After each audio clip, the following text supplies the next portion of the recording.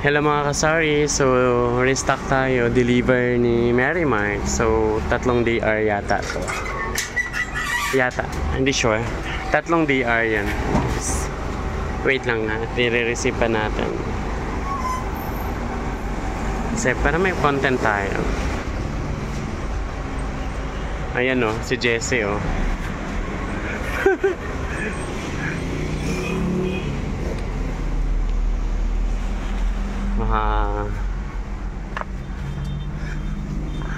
Ay Lord, ano.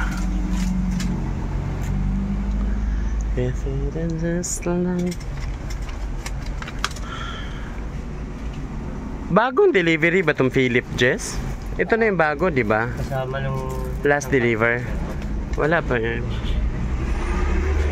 Hello mga kasari, kumusta kayong lahat? So mag-receive tayo ngayon ng deliver ni Mary Mart. So ito yung last order ko noong January. Kasi di ba naghabol kami ng benta sa Mary Mart. So nag-order pa ako ng last 3DR for February. So yun na yung ano natin.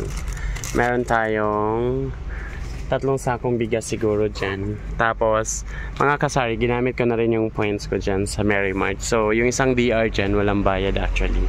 Yung binayad ko dyan is yung points ko. Diba? So, malaking tulong yung points. Naka-isang deliver din tayo. Isang DR din tayo na almost free lang siya.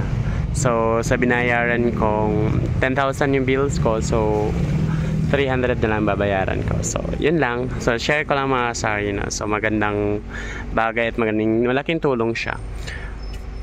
Di ba just marami ka pang ramen? Mon! Oh, hi Mon!